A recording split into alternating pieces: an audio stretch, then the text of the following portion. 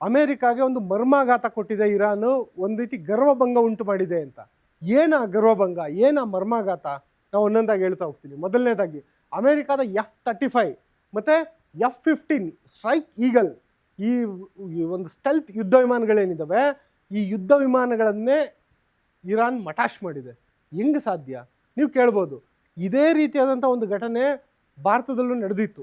2019ರಲ್ಲಿ ಏನೊಂದು ಅಭಿಮನ್ಯು ವರ್ಧಮಾನ್ ಅವರಿದ್ದಾರೆ, ಅವರು ವಿಂಗ್ ಕಮಾಂಡರ್ ಅಭಿಮನ್ಯು ವರ್ಧಮಾನ್ ಅವರು ನಮ್ಮ ಭಾರತದಲ್ಲಿದ್ದಂತಹ ಒಂದು ಮಿಗ್ ವಿಮಾನ, ಅದು ದಶಕಗಳ ಹಳೆಯ ತಂತ್ರಜ್ಞಾನದ ವಿಮಾನ, ಆ ವಿಮಾನವನ್ನು ಚಲಾಯಿಸ್ತಿದ್ರು. ಯಾವಾಗ ಅಂದರೆ 2019ರಲ್ಲಿ ಭಾರತ ಏನು ಏರ್ ಸ್ಟ್ರೈಕ್ ಮಾಡಿತ್ತು ಪಾಕಿಸ್ತಾನ ವಿರುದ್ಧ. ಆ ಸಂದರ್ಭದಲ್ಲಿ ಅಂದರೆ ಏರ್ ಸ್ಟ್ರೈಕ್ ನಡೆದ ನಂತರ ಭಾರತ ಮತ್ತು ಪಾಕ್ ಯುದ್ಧ ವಿಮಾನಗಳು ಮುಖಾಮುಖಿಯಾಗಿದ್ವು. ಪಾಕಿಸ್ತಾನ ಬಳಿ ಇದ್ದಿದ್ದು ಯಾವುದು? F-16 ಯುದ್ಧ ವಿಮಾನ. ಅಭಿಮನ್ಯು ವರ್ಧಮಾನ್ ಅವರು ಚಲಾಯಿಸ್ತಿದ್ದು ದಶಕಗಳ ಹಿಂದಿನ ಮಿಗ್ ಯುದ್ಧ ವಿಮಾನ. ಈ ಒಂದು ಯುದ್ಧ ವಿಮಾನ ಮುಖಾಮುಖಿ ಆದಂಥ ಸಂದರ್ಭದಲ್ಲಿ ಅಭಿಮನ್ಯು ವರ್ಧಮಾನ್ ಅವರು ಪಾಕಿಸ್ತಾನದ F-16 ಫೈಟರ್ ಜೆಟ್ನ ಹೊಡೆದಾಕಿದ್ರು. ಅದು ಅವರು ಆಗಸದಲ್ಲಿ ಮೆರೆದ ಶೌರ್ಯ, ಅದು ದೊಡ್ಡ ಮಟ್ಟದ ಒಂದು ಅವರು ಎದೆಗಾರಿಕೆಯನ್ನು ತೋರಿಸಿದ್ರು. ಈ ಒಂದು ಶೌರ್ಯವನ್ನು ಅವರೇನು ಪ್ರದರ್ಶನ ಮಾಡಿದ್ರು ಅದು ಭಾರತೀಯರಿಗೆ ಆರಂಭದಲ್ಲಿ ಗೊತ್ತೇ ಇರಲಿಲ್ಲ. ಯಾಕೆಂದರೆ ನಮ್ಮ ಒಬ್ಬ ಪೈಲಟ್ಟು ಪಾಕಿಸ್ತಾನ ನೆಲದಲ್ಲಿ ಹೋಗಿ ಬಿದ್ದುಬಿಟ್ಟಿದ್ದಾರೆ ಅಷ್ಟೇ ಗೊತ್ತಿದ್ದು. ಯಾವಾಗ ಅಭಿಮನ್ಯು ವರ್ಧಮಾನ್ ಅವರು ಭಾರತಕ್ಕೆ ವಾಪಸ್ ಬಂದರು ಅವಾಗ ಅವ್ರು ಹೇಳಿದ್ರು ನಾನು ಪಾಕಿಸ್ತಾನದ F-16 ಹೊಡೆದಾಕ್ದೆ ಅಂತೇಳಿ. ಅಂದರೆ ಪಾಕಿಸ್ತಾನ ಭಾರತದ ವಿರುದ್ಧ F-16 ಬಳಸಂಗೇ ಇರಲಿಲ್ಲ. ಹಂಗಿದ್ರು ಪಾಕಿಸ್ತಾನ ತಗೊಂಬಂದಿತ್ತು, ಅದನ್ನು F-16 ಹೊಡೆದಾಕಿದ್ರು. ಅದು ವಿಶ್ವ ಮಟ್ಟದಲ್ಲಿ ದೊಡ್ಡ ಸುದ್ದಿ ಆಯ್ತು. ಯಾಕೆ ಅಂದರೆ ಅಂಥ ಒಂದು ಅತ್ಯಾಧುನಿಕ ಯುದ್ಧ ವಿಮಾನವನ್ನು ಭಾರತದಲ್ಲಿರುವಂಥ ಮಿಗ್ ಯುದ್ಧ ವಿಮಾನದಲ್ಲಿ ಹೊಡೆದಾಕಿದ್ರು ಅಭಿಮನ್ಯು ವರ್ಧಮಾನ್ ಅವರು. ಅವರ ಶೌರ್ಯ ಸಾಹಸ ಏನಿದೆ ಅದು ವಿಶ್ವ ಮಟ್ಟದಲ್ಲಿ ಚರ್ಚೆ ಆಗಿತ್ತು. ಅದೇ ರೀತಿಯಾದಂಥ ಒಂದು ಘಟನೆ ಇದೀಗ ಒಂದು ಇರಾನ್ನಲ್ಲಿ ನಡೆದಿದೆ. ಏನಂದರೆ ಆ ಒಂದು F-35 ಏನಿದೆ F-16ಗಿಂತ ತುಂಬಾ ಅತ್ಯಾಧುನಿಕ ವಿಮಾನ ಇದು. F-35 ಸ್ಟೆಲ್ತ್ ಯುದ್ಧ ವಿಮಾನ, ಯಾರಿಗೂ ಕಣ್ಣಿಗೆ ಕಾಣೋದೇ ಇಲ್ಲ, ಒಂಥರ ನಿಗೂಢ ಒಂದು ಅಗೋಚರವಾಗಿ ಬಂದು ದಾಳಿ ಮಾಡೋವಂಥ ಯುದ್ಧ ವಿಮಾನ. ಇಂಥ ಯುದ್ಧ ವಿಮಾನನೇ ಹೊಡೆದಾಕಿದೆ ಇರಾನ್ ಅಂದರೆ ಇನ್ನೆಂಥ ಟೆಕ್ನಾಲಜಿ ಇರ್ಬೋದು ಇರಾನ್ ಬಳಿ. ಅದೇನು ಟೆಕ್ನಾಲಜಿ ಅಂತ ನೋಡೋದಾದರೆ ಏನೊಂದು ಸ್ಟೆಲ್ತ್ ತಂತ್ರಜ್ಞಾನ ಹೊಂದಿರೋದಿಲ್ಲ ಈ ಯುದ್ಧ ವಿಮಾನಗಳು, ಅದನ್ನು ಧ್ವಂಸ ಮಾಡೋದಕ್ಕೆ ಇರಾನ್ ಬಳಿ ಒಂದು ಅತ್ಯಾಧುನಿಕ ತಂತ್ರಜ್ಞಾನನೇ ಬಳಸ್ಕಂತು. ಏನಂದರೆ ರಷ್ಯಾದ S-400 ಏನಿದೆ, ನಮ್ಮ ಭಾರತದಲ್ಲೂ ಇದೆ, ಅದಕ್ಕೆ ನಾವು ಸುದರ್ಶನ ಚಕ್ರ ಅಂತ ಹೆಸರಿಟ್ಕೊಂಡಿದ್ದೀವಲ್ಲ, ಆ ಒಂದು S-400ಗೂ ಕೂಡ ಈ ಒಂದು F-35 ಕಾಣೋದಿಲ್ಲ. ಅಂಥ ಒಂದು ಯುದ್ಧ ವಿಮಾನನ ಹೆಂಗೆ ಹೊಡೆದಾಕ್ತು ಅಂದರೆ ಅವ್ರ ಹತ್ರ ಇರುವಂಥ ಟೆಕ್ನಾಲಜಿ ತುಂಬ ಸಿಂಪಲ್ ಆಗಿರೋದು. ಏನಂದರೆ IRST infrared search and tracking ಅಂತ ಡಿವೈಸ್ ಹೆಸರು. ಆ ಒಂದು ಡಿವೈಸ್ ಏನಿದೆ IRST, ಈ ಡಿವೈಸ್ ಏನು ಮಾಡಿದೆ ಅಂದರೆ ನೀವು ಇಲ್ಲಿ ಇಮೇಜ್ಗಳಲ್ಲಿ ನೋಡ್ಬೋದು ವೀಕ್ಷಕರೇ, ಇಲ್ಲಿ ನೀವು ನೋಡ್ತಾ ಇದ್ದೀರಲ್ಲ, ಇದೊಂದು ಯುದ್ಧ ವಿಮಾನ. ಈ ಯುದ್ಧ ವಿಮಾನ ಇದನ್ನೇ ನೀವು F-35 ಅನ್ಕೊಳ್ಳಿ, ಇದೇ ಯುದ್ಧ ವಿಮಾನ ನೋಡ್ದಾಕಿಲ್ಲ, ಇದೊಂದು ಇಲಸ್ಟ್ರೇಟೆಡ್ ಚಿತ್ರ, ಅಂದರೆ ಒಂದು ಸಾಂದರ್ಭಿಕ ಚಿತ್ರ. ಈ ಒಂದು ಯುದ್ಧ ವಿಮಾನದ ಒಂದು ಬಾಲ ಏನಿದೆಯಲ್ಲ, ಇಲ್ಲಿ ಬೆಂಕಿ ಕಾಣಿಸ್ಕೊಳುತ್ತೆ. ಈ ಬೆಂಕಿ ಇದೆಯಲ್ಲ, ಈ ಬೆಂಕಿ ಈ IRST ಸಾಧನ ಏನಿದೆ, ಇದು ಇಂಜಿನ್ನ ಒಂದು ಅಗ್ನಿಯನ್ನು ಉಗುಳುತ್ತಲ್ಲ, ಆ ಒಂದು ತಂತ್ರಜ್ಞಾನವನ್ನು ಇದೇನು ಮಾಡುತ್ತೆ, ಇನ್ಫ್ರಾರೆಡ್ ಮೂಲಕ ಆ ಒಂದು ಉಷ್ಣತೆಯನ್ನು ಗ್ರಹಿಸುತ್ತೆ. ನೀವು ಈ ಚಿತ್ರದಲ್ಲಿ ನೋಡ್ಬೋದು, ಆ ಒಂದು ಉಷ್ಣತೆಯನ್ನು ಗ್ರಹಿಸುತ್ತೆ. ಒಂದು ಆಕಾಶದಲ್ಲಿ ಯುದ್ಧ ವಿಮಾನ ಕಾಣಲ್ಲ, ಅದಕ್ಕೆ ಅದರ ಒಂದು ಬೆಂಕಿಯ ಒಂದು ಏನು ಹಿಂದಗಡೆ ಒಂದು ಹೋಗ್ತಾ ಇರುತ್ತೆ, ಅತ್ಯಂತ ಉಷ್ಣವಾದಂತಹ ಒಂದು ಹೊಗೆ, ದಟ್ಟ ಹೊಗೆ ಮತ್ತು ಬೆಂಕಿ, ಅದನ್ನು ಗುರುತಿಸುತ್ತೆ. ಇಲ್ಲೊಂದು ಯುದ್ಧ ವಿಮಾನ ಹೋಗ್ತಿದೆ ಅಂತ ಹೇಳ್ಬಿಟ್ಟು ಅದನ್ನು ಕಂಡುಹಿಡಿಯುತ್ತೆ. ಇದು ಮೊದಲನೇ ಕೆಲಸ ಈ ಯಂತ್ರ ಮಾಡೋದು. ಎರಡನೇದು, ಈ ಯಂತ್ರದ ಮೂಲಕ ಎಲೆಕ್ಟ್ರೋಮ್ಯಾಗ್ನೆಟಿಕ್ ಸಿಗ್ನಲನ್ನು ರವಾನೆ ಮಾಡಲಾಗುತ್ತೆ. ವಿಮಾನ ಎಲ್ಲ ಹಾರಾಡ್ತಿದೆಯೋ ಆ ಕಡೆಗೆ ಈ ಒಂದು ಎಲೆಕ್ಟ್ರೋಮ್ಯಾಗ್ನೆಟಿಕ್ ಸಿಗ್ನಲ್ನ ರವಾನೆ ಮಾಡಿ ಈ ಒಂದು ವಿಮಾನ ಒಂದು ಹೆಂಗೆ ಹೋಗ್ತಿದೆ ಅದನ್ನು ಪತ್ತೆ ಮಾಡುತ್ತೆ. ಇದು ಮೊದಲನೇ ಕೆಲಸ. ಎರಡನೇ ಕೆಲಸ ಏನಂದರೆ ವಿಮಾನದ ಇಂಜಿನ್ ಇದೆಯಲ್ಲ, ಅದು ಹೊರಚಿಮ್ಮುವ ಜ್ವಾಲೆಯನ್ನು ಗುರುತಿಸುತ್ತೆ. ಅಂದರೆ ಇದು ಎಲ್ಲಿ ಈ ಜ್ವಾಲೆ ಬರ್ತಾ ಇದೆ, ಅಂದರೆ ಜ್ವಾಲೆ ಈ ಕಡೆಯಿಂದ ಬರ್ತಿದೆ ಅಂದರೆ ವಿಮಾನ ಈ ದಿಕ್ಕಲ್ಲಿ ಹೋಗ್ತಿದೆ, ವಿಮಾನದ ದಿಕ್ಕೇನು, ಆ ದಿಕ್ಕನ್ನು ಗ್ರಹಿಸುವಂಥ ಕೆಲಸವನ್ನು ಮಾಡುತ್ತೆ ಮೊದಲಿಗೆ ಈ ಒಂದು IRST ತಂತ್ರಜ್ಞಾನ. ಆ ನಂತರ ವಿಮಾನ ಒಂದು ವೇಳೆ ಏನಾದ್ರೂ ದಿಕ್ಕು ಬದಲಾಯಿಸಿದ್ರೆ, ಅಂದರೆ ವಿಮಾನಗಳು ಹೋಗ್ತಿರೋ ನಾರ್ಮಲಾಗಿ ಹಿಂಗೆ ಹೋಗ್ತಿರೋದು, ಹಿಂಗೆ ದಿಕ್ಕು ಬದಲಾಯಿಸ್ಬೋದು, ಈ ಕಡೆ ಬರ್ಬೋದು, ಯಾವ ಕಡೆನಾದರೂ ಬರಲಿ, ಆ ಒಂದು ಜ್ವಾಲೆಯನ್ನು ಬೆನ್ನಟ್ಟೋದಕ್ಕೋಸ್ಕರ ಒಂದು ಕ್ಷಿಪಣಿಯನ್ನು ಇರಾನ್ ಇಟ್ಕೊಂಡಿದೆ. ಒಂದು IRST ತಂತ್ರಜ್ಞಾನ ಇದೆಯಲ್ಲ, ಅದ್ರ ಸೂಚನೆ ಮೇರೆಗೆ ನೀವು ಇಲ್ಲಿ ಮೂರನೇ ಚಿತ್ರದಲ್ಲಿ ಗಮನಿಸ್ಬೋದು ವೀಕ್ಷಕರೇ, ಏನೊಂದು SA-67 ಅಂತ ಹೇಳ್ಬಿಟ್ಟು ಏನು ಕ್ಷಿಪಣಿ ಇದೆಯಲ್ಲ, ಇದೊಂದು ಅತ್ಯಾಧುನಿಕ ಒಂದು ಕ್ರೂಸ್ ಮಿಸೈಲ್ ಅಂತ ಹೇಳ್ಬೋದು. ಈ ಕ್ಷಿಪಣಿ ಏನು ಮಾಡುತ್ತೆ, ಈ ಜ್ವಾಲೆ ಇರುತ್ತಲ್ಲ, ಇದು ವಿಮಾನನ ಬೆನ್ನತ್ತಲ್ಲ, ಇದು ಜ್ವಾಲೆಯನ್ನು ಬೆನ್ನತ್ತುತ್ತೆ. ಅಂದರೆ ಆ ಜ್ವಾಲೆಯ ಹಿಂದೆನೇ ಇದು ಸಾಕ್ತಾ ಇರುತ್ತೆ. ಅದೇನಾದ್ರೂ ವಿಮಾನ ಆ ಕಡೆ ಈ ಕಡೆ ತಿರುಗಿದ್ರು ಇದು ಕೂಡ ಟರ್ನ್ ಆಗುತ್ತೆ. ಯಾಕಂದರೆ ಅದಕ್ಕೆ ಟಾರ್ಗೆಟ್ ಇರೋದು ಆ ಬೆಂಕಿ ಹತ್ರ ಹೋಗಬೇಕು ಅನ್ನೋದು. ಹೋಗಿದ ನಂತರ ಏನು ಮಾಡುತ್ತೆ, ವಿಮಾನದ ಜ್ವಾಲೆಯ ಬಳಿಗೆ ಹೋಗಿ ಈ ಒಂದು SA-67 ಕ್ಷಿಪಣಿ ಸಿಡಿಯುತ್ತೆ. ಅಂದರೆ ಈ ವಿಮಾನದ ಜ್ವಾಲೆ ಏನಿದೆ ಅದ್ರ ಹತ್ರ, ಅಂದರೆ ಹೋಗಿ ವಿಮಾನಕ್ಕೆ ಹೋಗಿ ಕ್ಷಿಪಣಿ ಡಿಕ್ಕಿ ಹೊಡೆಯಲ್ಲ, ಆ ವಿಮಾನದ ಜ್ವಾಲೆ ಏನಿದೆ ಅದ್ರ ಬಳಿಗೆ ಹೋಗಿ ಸ್ಫೋಟಗೊಳ್ಳುತ್ತೆ ತನ್ನನ್ನು ತಾನು. ಆ ಒಂದು ಸ್ಫೋಟಗೊಂಡಂಥ ಸಮಯದಲ್ಲಿ ಏನಾಗುತ್ತೆ, ಏನೊಂದು ಆ ಯುದ್ಧ ವಿಮಾನ ಏನಿದೆ ಅದು ಧ್ವಂಸ ಆಗುತ್ತೆ. ಇದೇ ರೀತಿಯಾಗಿ 2 ಯುದ್ಧ ವಿಮಾನಗಳನ್ನು ಧ್ವಂಸ ಮಾಡಿದೆ ಇರಾನ್.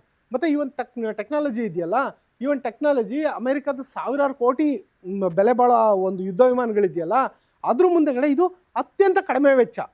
ಅಂದರೆ ನೀವು ಹೋಲಿಕೆ ಮಾಡ್ಬೋದು, ಅದೊಂದು ರೀತಿಯಾದಂಥ ಇದು ಸಾವಿರಾರು ಕೋಟಿ ರೂಪಾಯಿ ಒಂದು ಕಡೆ ಇಡೋದು, ಕೇವಲ 2 ಲಕ್ಷ 3 ಲಕ್ಷ ಒಂದು ಕಡೆ ಇಟ್ಟರೆ ಅದ್ರ ಆ ಹೋಲಿಕೆ ನೋಡಿ.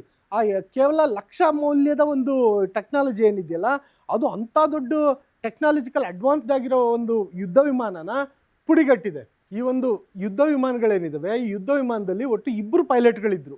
ಈ ಒಂದು ಯಾವಾಗ ಈ ಯುದ್ಧ ವಿಮಾನಕ್ಕೆ ಈ ಒಂದು ಕ್ಷಿಪಣಿ ಹೋಗಿ ಅಪ್ಪಳಿಸ್ತು ಆ ಟೈಮಲ್ಲಿ 2 ಪೈಲಟ್ಗಳಿದ್ರು. ಆ ಸಂದರ್ಭದಲ್ಲಿ 2 ಪೈಲಟ್ಗಳು ಯಾವಾಗ ವಿಮಾನಕ್ಕೆ ಬೆಂಕಿ ಹತ್ಕೊಂತು, ಯಾವಾಗ ಕ್ಷಿಪಣಿ ಬಂದು ಅಪ್ಪಳಿಸ್ತು, ಆವಾಗ 2 ಪೈಲಟ್ಗಳು ಎಜೆಕ್ಟ್ ಆದರು.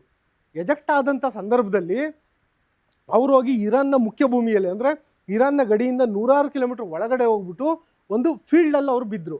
ಇದೀಗ ಬರ್ತಿರೋಂಥ ಮಾಹಿತಿ ಪ್ರಕಾರ ಆ 2 ಏನು ಪೈಲಟ್ಗಳು ಬಿದ್ದರು ಅವರನ್ನು ರಕ್ಷಣೆ ಮಾಡೋದ್ರಲ್ಲಿ ಅಮೆರಿಕ ಯಶಸ್ವಿಯಾಗಿದೆ.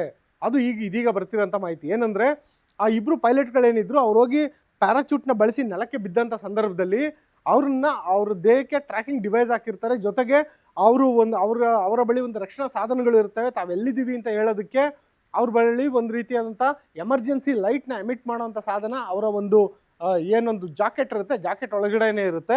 ಅದನ್ನು ಬಳಸ್ಕೊಂಡು ಅವರು ಸಿಗ್ನಲನ್ನು ರವಾನೆ ಮಾಡಿದ್ದಾರೆ. ಇಂಥ ಸಂದರ್ಭದಲ್ಲಿ ಅಮೇರಿಕ ಅತಿ ದೊಡ್ಡ ಕಾರ್ಯಾಚರಣೆಯನ್ನು ನಡೆಸಿದೆ ನಿನ್ನೆ ರಾತ್ರಿ. ಅದು ಹಿಂದೆಂದು ಕಂಡು ಕೇಳರಿಯಾದ ರೀತಿಯ ಕಾರ್ಯಾಚರಣೆ ಅಂತ ಹೇಳಲಾಗ್ತಾ ಇದೆ. ಸುಮಾರು 15ರಿಂದ 20 ಯುದ್ಧ ವಿಮಾನಗಳನ್ನ ಬಳಕೆ ಮಾಡಿಕೊಳ್ಳಲಾಗಿದೆ. ಜೊತೆಗೆ 12 ಹೆಲಿಕಾಪ್ಟರ್ಗಳನ್ನು ಬಳಕೆ ಮಾಡಿಕೊಳ್ಳಲಾಗಿದೆ. ಅದರಲ್ಲೂ ಏನು ಟಾಮ್ ಹಾಕ್ ಅಂತ ಹೆಲಿಕಾಪ್ಟರ್ ಇರ್ಬೋದು, ಮತ್ತು ರಾತ್ರಿ ಹೊತ್ತಲ್ಲೂ ಕೂಡ ಅತ್ಯಂತ ನಿಖರವಾಗಿ ತನ್ನ ಗುರಿಯನ್ನು ಮುಟ್ಟಬಲ್ಲ ಮತ್ತು ನೆಲದ ಭಾಗದಲ್ಲಿ ಏನೇನೆಲ್ಲ ಇದೆ ಅನ್ನೋದನ್ನು ಗ್ರಹಿಸಬಲ್ಲ ಹೆಲಿಕಾಪ್ಟರ್ಗಳನ್ನ ಬಳಸ್ಕೊಳ್ಳಲಾಗಿದೆ. 100ಕ್ಕೂ ಹೆಚ್ಚು ಕಮಾಂಡೋಗಳನ್ನು ಕೂಡ ಬಳಸಿಕೊಂಡು ಈ 2 ಪೈಲಟ್ಗಳನ್ನು ರಕ್ಷಣೆ ಮಾಡೋ ಕಾರ್ಯಾಚರಣೆಯನ್ನು ಅಮೆರಿಕ ಮಾಡಿದೆ. ಆ 2 ಪೈಲಟ್ಗಳು ಹೋಗ್ಬಿಟ್ಟು ಏನೋ ಪ್ಯಾರಾಚೂಟಲ್ಲಿ ನೆಲಕ್ಕೆ ಬಿದ್ದರು. ಅಂಥ ಸಂದರ್ಭದಲ್ಲಿ ಅಮೆರಿಕ ಅವರ ರಕ್ಷಣೆಗೆ ಧಾವಿಸಿದಂಥ ಸಂದರ್ಭದಲ್ಲಿ ಇರಾನ್ ಕೂಡ ಸುಮ್ಮನೆ ಕೂತಿಲ್ಲ. IRGC ನಡೆಸಿದ ದಾಳಿಯಲ್ಲಿ ಅಮೆರಿಕದ ಒಂದು ಹೆಲಿಕಾಪ್ಟರ್ ಪತನ ಆಗಿದೆ ಅನ್ನೋ ಮಾಹಿತಿ ಸಿಕ್ಕಿದೆ. ಒಟ್ಟಿನಲ್ಲಿ ಆ 2 ಪೈಲಟ್ಗಳನ್ನು ಸುರಕ್ಷಿತವಾಗಿ ಕರ್ಕೊಂಬಂದಿದ್ದೀವಿ ಅಂತ ಹೇಳ್ಬಿಟ್ಟು ಟ್ರಂಪು ಕೆಲವೇ ಗಂಟೆಗಳ ಹಿಂದೆ ಘೋಷಣೆ ಮಾಡಿದ್ದಾರೆ. ಅಂದರೆ ಆ 2 ಪೈಲಟ್ಗಳೇನಿದ್ರು ಅವ್ರನ್ನ ರಕ್ಷಣೆ ಮಾಡೋದು ಅಮೆರಿಕಕ್ಕೆ ಪ್ರತಿಷ್ಠೆ ಪ್ರಶ್ನೆ ಆಗಿತ್ತು. ಯಾಕೆಂದರೆ ಒಂದು ವೇಳೆ ಯುದ್ಧ ಮುಗ್ದಂಥ ಸಂದರ್ಭದಲ್ಲಿ ಕೂಡ ನೆಗೋಸಿಯೇಷನ್ನಲ್ಲಿ ಆ ಪೈಲಟ್ಗಳನ್ನ ಬಳಸ್ಕೊಳ್ಳೋ ಚಾನ್ಸಸ್ ಇತ್ತು. ಜೊತೆಗೆ ಪೈಲಟ್ಗಳಿಗೆ ಅತಿಯಾದ ಹಿಂಸೆಯನ್ನು ಕೊಟ್ಟು ಅವರ ಬಳಿ ಮಾಹಿತಿಯನ್ನು ಸಂಗ್ರಹಿಸುವಂಥ ಕೆಲಸ ಕೂಡ ಇರಾನ್ ಮಾಡ್ಬೋದಾಗಿತ್ತು. ಹಾಗಾಗಿ ಆ 2 ಪೈಲಟ್ಗಳ ರಕ್ಷಣೆ ಅಮೆರಿಕಾಗೆ ದೊಡ್ಡ ಮಟ್ಟದ ಪ್ರತಿಷ್ಠೆ ಪ್ರಶ್ನೆ ಆಗಿತ್ತು. ಹಂಗಾಗಿ ಅಮೆರಿಕ ಆ ಒಂದು ಪೈಲಟ್ಗಳನ್ನ ರಕ್ಷಣೆ ಮಾಡ್ಕೊಂಡಿದೆ. ಆದರೆ ಭಾರತ ಏನು ಮಾಡ್ತು, ಅಭಿಮನ್ಯು ವರ್ಧಮಾನ್ ಅವರು ಪಾಕಿಸ್ತಾನದಲ್ಲಿ ಹೋಗಿ ಬಿದ್ದಿದ್ದಾರೆ ಅಂತ ಗೊತ್ತಾಗಿದ ತಕ್ಷಣ ಭಾರತದ ವಿದೇಶಾಂಗ ನೀತಿ ಮತ್ತು ಭಾರತದ ಒಂದು ಸೇನಾ ಬಲ ಎಷ್ಟು ಮಟ್ಟಿಗಿತ್ತು ಅಂದರೆ, ನಮ್ಮ ಅಭಿಮನ್ಯು ವರ್ಧಮಾನ್ ಅವ್ರನ್ನ ಕೆಲವೇ ಗಂಟೆಗಳಲ್ಲಿ ನೀವು ಹಸ್ತಾಂತರ ಮಾಡಬೇಕು, ಇಲ್ಲಾಂದರೆ ಪರಿಸ್ಥಿತಿ ನೆಟ್ಟಗಿರಲ್ಲ ಅಂತ ಹೇಳಿತ್ತು. ಹಂಗಾಗಿ ಪಾಕಿಸ್ತಾನ ನಡುಗೋಗಿ ಭಾರತಕ್ಕೆ ಅವ್ರನ್ನ ವಾಪಸ್ ಮಾಡ್ತು. ಅದೇ ಅಮೆರಿಕ ಏನು ಮಾಡ್ತು, ಅಲ್ಲಿ ಹೋಗಿ ಆ 2 ಪೈಲಟ್ಗಳನ್ನು ರಕ್ಷಣೆ ಮಾಡೋಕ್ಕೆ ದೊಡ್ಡ ಮಟ್ಟದ ಕಾರ್ಯಾಚರಣೆ ನಡೆಸಿ ಅವ್ರನ್ನ ರಕ್ಷಣೆ ಮಾಡಿದ್ದಾರೆ. ಅದೃಷ್ಟವಶಾತ್ ಆ 2 ಪೈಲಟ್ಗಳು ಇರಾನ್ ಸೇನೆಯ ವಶಕ್ಕೆ ಸಿಕ್ಕಿರಲಿಲ್ಲ. ಒಂದು ವೇಳೆ ಏನಾದರೂ ಇರಾನ್ ಸೇನೆಯ ವಶಕ್ಕೆ ಸಿಕ್ಕಿದ್ದಿದ್ರೆ ಆ 2 ಪೈಲಟ್ಗಳು ಅಮೆರಿಕಾಗೆ ಮತ್ತೆ ವಾಪಸ್ ಹೋಗಕ್ಕೆ ಆಗ್ತಿರ್ಲಿಲ್ಲ. ಇದೀಗ 2 ಪೈಲಟ್ಗಳನ್ನ ಅಮೆರಿಕಾದ ಮೇನ್ಲ್ಯಾಂಡ್ಗೆ ಮುಖ್ಯ ಭೂಮಿಗೆ ರವಾನೆ ಮಾಡಲಾಗಿದೆ. ಅವರಿಬ್ಬರು ಚಿಕಿತ್ಸೆ ಪಡಿತಾ ಇದ್ದಾರೆ. ಅವರು ಸೇಫ್ ಅಂತ ಹೇಳ್ಬಿಟ್ಟು ಅಮೆರಿಕ ಅಧ್ಯಕ್ಷ ಡೊನಾಲ್ಡ್ ಟ್ರಂಪ್ ಅವರು ಮಾಹಿತಿಯನ್ನು ಕೊಟ್ಟಿದ್ದಾರೆ. ಜೊತೆಗೆ ಅಮೆರಿಕ ಈ ರೀತಿಯಾದಂತಹ ಒಂದು ಯುದ್ಧರಂಗದಲ್ಲಿ ಏನೊಂದು ಅಮೆರಿಕದ ಯುದ್ಧ ವಿಮಾನನೇ ಪತನ ಆಗಿದೆ, ಜೊತೆಗೆ ಪೈಲಟ್ಗಳು ಬಿದ್ದಿದ್ದಾರೆ, ಅವ್ರನ್ನ ರಕ್ಷಣೆ ಮಾಡ್ಕೊಂಡು ಬಂದಿದೆ. ಇವೆಲ್ಲದ್ರ ಮಧ್ಯ ಇರಾನ್ ಸುಮ್ಮನೆ ಕೂತಿಲ್ಲ. ಇರಾನ್ ಹೇಳ್ತಿರೋದೇನು ಅಂದರೆ, ವಿ ಆರ್ ವೇಟಿಂಗ್ ಅಂತ ಇದೆ ಇರಾನ್. ಕಾಯ್ತಾ ಇರಿ, ನಾವು ಬರ್ತಾ ಇದ್ದೀವಿ, ನೀವು ಬರಲಿ ಅಂತ ನಾವು ಕಾಯ್ತಾ ಇದ್ದೀವಿ, ನೀವು ಬಂದ ಮೇಲೆ ನಮ್ಮ ನಿಜವಾದ ಬಲ ಏನು ಅಂತ ತೋರಿಸ್ತೀವಿ ಅಂತ. ಈ ಮಾತು ಏನಕ್ಕೆ ಇಂಪಾರ್ಟೆಂಟ್ ಆಗುತ್ತೆ ಇವತ್ತು ಅಂದರೆ, ಈ ಮಾತನ್ನು ವಿ ಆರ್ ವೇಟಿಂಗ್ ಅನ್ನೋ ಮಾತನ್ನ ಇರಾನ್ ಹೇಳಿರೋದು 25-30 ದಿನಗಳ ಹಿಂದೆನೇ. ಹಂಗಿದ್ರು ಇವತ್ತಿಗೆ ಯಾಕೆ ಇಂಪಾರ್ಟೆಂಟ್ ಆಗುತ್ತೆ ಅಂದರೆ, ಒಂದು ಸ್ಟೆಲ್ತ್ ಫೈಟರ್ ಜೆಟ್ನೇ ಹೊಡೆದಾಕುವಂಥ ಒಂದು ಸರಳ ತಂತ್ರಜ್ಞಾನ ಇರಾನ್ ಬಳಿ ಇದೆ. ಇಂಥ ಎಷ್ಟು ತಂತ್ರಜ್ಞಾನಗಳು ಇರಾನ್ ಬಳಿ ಇರ್ಬೋದು. ಇರಾನ್ಗೆ ಈ ರೀತಿಯಾದಂಥ ತಂತ್ರಜ್ಞಾನಗಳನ್ನ ಯಾರು ಕೊಡ್ತಿರ್ಬೋದು? ಚೈನಾ ಕೊಡ್ತಿದೆಯಾ, ಅಥವಾ ರಷ್ಯಾ ಕೊಡ್ತಿದೆಯಾ, ಅಥವಾ ಇನ್ಯಾವ ದೇಶದಿಂದ ಸಿಗ್ತಿದೆ?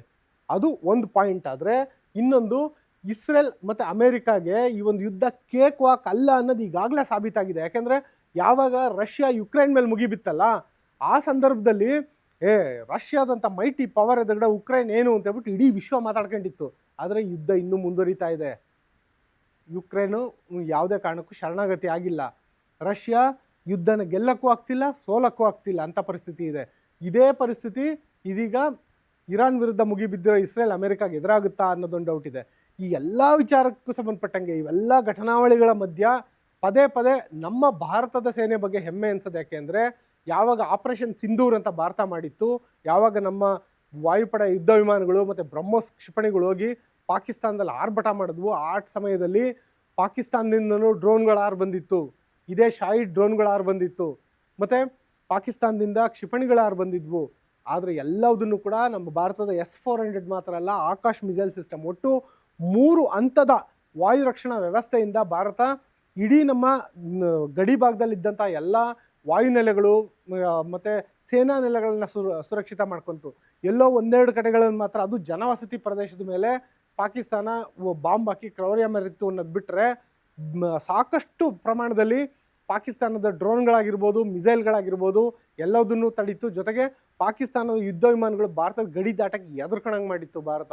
ಹಾಗಾಗಿ ಭಾರತದ ವಾಯುರಕ್ಷಣಾ ವ್ಯವಸ್ಥೆ ಇದೆಯಲ್ಲ, ಆಪರೇಷನ್ ಸಿಂಧೂರ್ ಸಮಯದಲ್ಲಿ ದಾಳಿ ಮಾತ್ರ ಅಲ್ಲ, ಆಕ್ರಮಣ ಮಾತ್ರ ಅಲ್ಲ, ತನ್ನನ್ನು ತಾನು ರಕ್ಷಣೆ ಮಾಡ್ಕೊಳ್ಳೋದ್ರಲ್ಲೂ ಕೂಡ ಭಾರತ ಒಂದು ರೀತಿ ಸದೃಢತೆ ಮೆರೀತಲ್ಲ, ಅದು ನಿಜವಾಗ್ಲೂ ಹೆಮ್ಮೆ ಅನಿಸುತ್ತೆ ವೀಕ್ಷಕರೇ.